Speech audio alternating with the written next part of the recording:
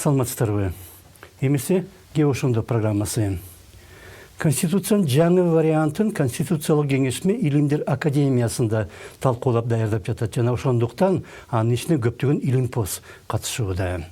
Айрым окумуштуулар апенди чалыш болоору белгилүү. Ошондуктан мисалга айрымдар өлүм жазасын кайтарууну, англис тилин расмий тил кылууну же мамлекеттин ысмын да өзгөртүүнү сунуштай баштады. Айрымдар орус тилинин расмий тил деген макамын жок кылууну да талаптап жатат. Башкалар болсо Кыргызстан диний эмес мамлекет деген сөздөрдү Конституциядан алып салууну каалайт жана жүйө катары өлкө калкынын 80% мусулман экени келтирилет. Бирок ал 80% деген жалпы калктын ичиндеги мусулмандардын үлүшү эмес, ал деги эле дин туткандардын арасында гана үлүш. Кээ бир илимпоздор Аристотельди кайталап, демократия томаяк көпчүлүктүн бузулган башкаруусу дегенин кайталап кирди. Ал болсо залимдик монархиянын бузулган ыкмасы, олигархия болсо ак сөөктөрдүн бузулган башкаруусу деп да ойлогон. Мындан 2300 жыл мурда жазылган сөздөргө советтик идеология да кошулуп, бийликти ар башка бутактарга бөлүү тууралуу Лок же Монтескьёнун айткандары болсо эстен чыгарылат. Батыштагы өлкөлөр демократияны мировой дүйнөлүк социалисттик системанын альтернативасында караган. Башкы максаты дүйнөлүк социалисттик системаны жок кылуу болгон. Мен өзүм көз карашы боюнча бийлик бирөө гана болуш керек. Алына турган Конституция бул акыркы үмүттүн конституциясы.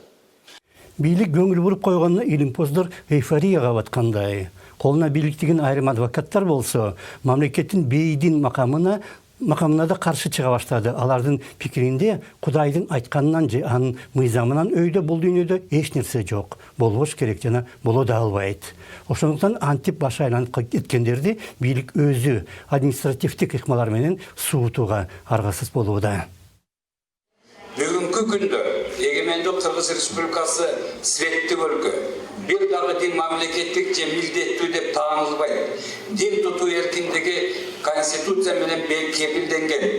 Ар бир жаранга каалаган динин тутуу же эч бирин тутпоо укугу берилген.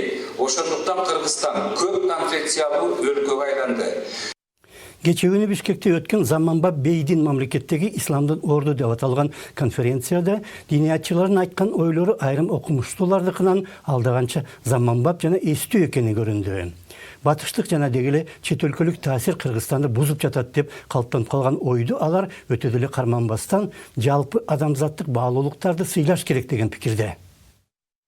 Бүгүнкү күндөгү келишпестиктер ар мекемеде, үй бүлөлөрдөгү болуп жаткан бардыгы бул өтө кайгылуу жана өкүндүрбөй койбойт. Дүйнөлүк диндер аралык тынчтыкты жана ынтымактычылыктоо бири-бирибизге кандайча жардам бере алабыз?